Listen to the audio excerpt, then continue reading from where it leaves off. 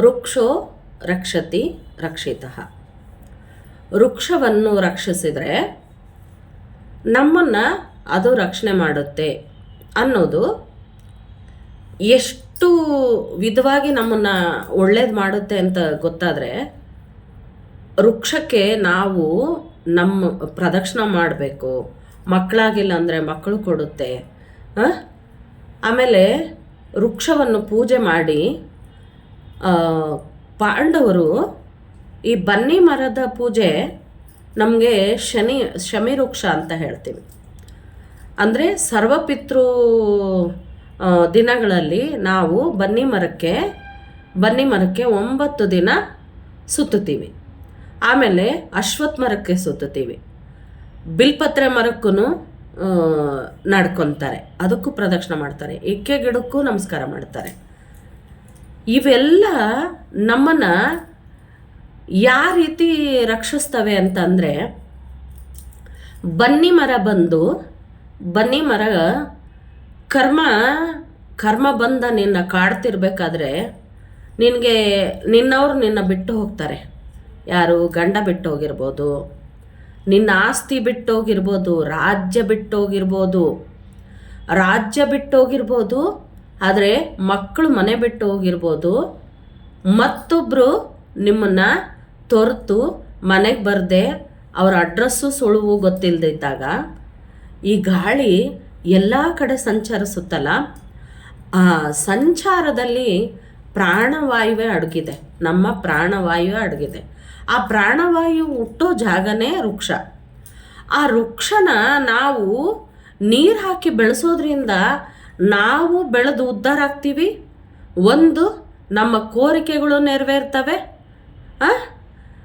ಎಷ್ಟೆಲ್ಲ ಅಡಗಿದೆ ನಮ್ಮ ಸನಾತನ ಧರ್ಮದ ನೀತಿಗಳು, ಧರ್ಮಗಳು ಎಷ್ಟು ಸೂಕ್ಷ್ಮ. ಋಷಿಮುನಿಗಳು ಒಬ್ಬೊಬ್ಬರು ಒಂದೊಂದು ತಪಸ್ಸು, ತ್ಯಾಗ, ಆ ತ್ಯಾಗದ ಫಲಿತದಿಂದ ಇಂಥ ವೃಕ್ಷದಲ್ಲಿ ಪವರ್ ಇದೆ ಅಂದರೆ ಎಲೆಗಳು ತಿಂದು ಜೀವನ ಮಾಡಿರ್ತಾರೆ ಅವರು. ಋಷಿಗಳು ಕೆಲವು ತಪಸ್ಸು ಮಾಡ್ತಾರೆ, ಗಾಳಿ ಕುಡಿದು ತಪಸ್ಸು ಮಾಡ್ತಾರೆ. ಕೆಲವರು ಬರೀ ಸೊಪ್ಪು ತಿಂದು ತಪಸ್ಸು ಮಾಡ್ತಾರೆ. ಕೆಲವರು ಗಡ್ಡೆ ಗೆಣಸು ತಿಂದು ತಪಸ್ಸು ಮಾಡ್ತಾರೆ. ಕೆಲವರು ವಿಭೂತಿ, ಮಣ್ಣು, ಕೆಮ್ಮಣ್ಣು ಇಷ್ಟೆಲ್ಲ ತಿಂದು ತಪಸ್ಸು ಮಾಡಿರೋರ ಬಗ್ಗೆ ನಮ್ಮದು ಋಷಿ ಮುನಿಗಳ ವಂಶನೇ. ಆ ವಂಶದಲ್ಲಿ ನಮಗೆ ಇವೆಲ್ಲ ವಿವರಿಸ್ತಾ ಇದ್ರು. ಅಂದರೆ ತಪಸ್ವಿಗಳೇ ಜಾಸ್ತಿ. ಮೊನ್ನೆ ವಿಡಿಯೋ ಹಾಕಿದ್ದೀನಲ್ವಾ, ಎಲ್ಲ ನಮ್ಮ ತಾಯಿಯವರು ತಂದೆ ಅವರು ಪತಿ ಗುರುಬದ್ನೆ ತೊಗೊಳಕ್ಕಂತ ಹೋಗಿ, ಆದರೆ ಸನ್ಯಾಸ ಸ್ವೀಕರಿಸ್ಬೇಕಂದ್ರೆ ರಾಜಯೋಗಿ, ಅಂದರೆ ಸಂಸಾರದಲ್ಲಿದ್ದು ಸನ್ಯಾಸ ಸ್ವೀಕರಿಸ್ಬೇಕಂದ್ರೆ ರಾಜಯೋಗಿ ಆಗ್ತಾರೆ.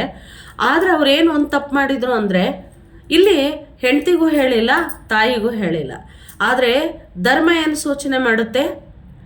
ಸನ್ಯಾಸ ಸ್ವೀಕರಿಸ್ಬೇಕಂದ್ರೆ ಫಸ್ಟು ಹೆತ್ತ ತಾಯಿ, ಕಟ್ಕೊಂಡಿರೋ ಹೆಂಡತಿ ಪರ್ಮಿಷನ್ ಕಂಪಲ್ಸರಿ ಬೇಕು ಅಂತ. ಯಾಕೆ ಇವರಿಬ್ಬರಿಗೆ ಅಷ್ಟು ಪ್ರತ್ಯೇಕತೆ ಕೊಡುತ್ತೆ ಅಂದರೆ, ಒಬ್ಬ ಸನ್ಯಾಸಿ ಸ್ವೀಕರಿಸಿದಾಗ ತಂದೆ ಆದವನು ಆ ಸನ್ಯಾಸ ಸ್ವೀಕರಿಸಿರೋ ಮಗನಿಗೆ ಪಾದಕ್ಕೆ ನಮಸ್ಕಾರ ಮಾಡಬೇಕು. ಆದರೆ ಸನ್ಯಾಸಿ ತಾಯಿಗೆ ಪಾದ ಮುಟ್ಟಿ ನಮಸ್ಕಾರ ಮಾಡಬೇಕು. ನಮ್ಮ ಶಾಸ್ತ್ರಗಳು ತುಂಬ ಅರ್ಥಪೂರ್ಣ, ಧರ್ಮಪೂರ್ಣ, ನೀತಿಪೂರ್ಣವಾಗಿ ನಡೆದುಕೊಂಡು ಬಂದಿದೆ ಈ ಸನಾತನ ಧರ್ಮ ಅನ್ನೋದು.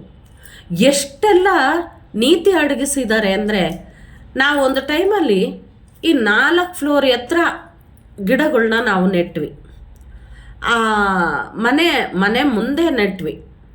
ನಾವು ಬಾಡಿಗೆ ಮನೆಯಲ್ಲಿದ್ದಾಗ ಆ ಮನೆಗೆ ಸಂಪಿಗೆ ಮರನ ನಾವು ಹಾಕಿದ್ವಿ.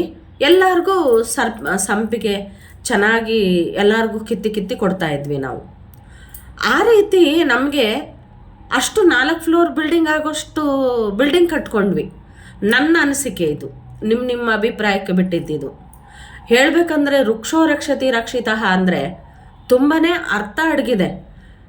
ಒಂದು ಪುರುಷತ್ವ ಕಳ್ಕೊಂಡಿರ್ತಾನೆ ರಂಬೆ ಶಾಪಕ್ಕೆ. ಬನ್ನಿ ಮರಕ್ಕೆ ಪೂಜೆ ಮಾಡಿ ತನ್ನ ಶಸ್ತ್ರಗಳನ್ನೆಲ್ಲ ಆ ಮರದಲ್ಲಿ ಬಚ್ಚಿಟ್ಟು ಅಜ್ಞಾತವಾಸ ತೀರಿದಾಗ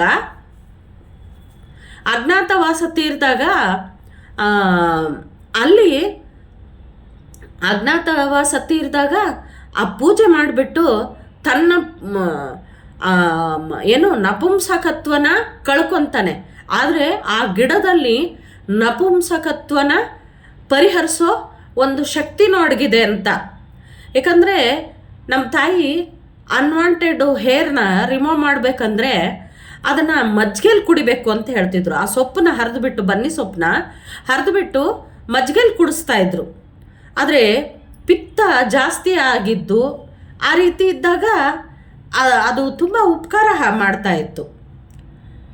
ಇಷ್ಟು ಮಾಹಿತಿ ತಿಳಿಸ್ತಾ ಲೋಕ ಸಮಸ್ತ ಸುಖಿನೋ ಭವಂತು, ಸನ್ಮಂಗಳಾದಿ ಭವಂತು.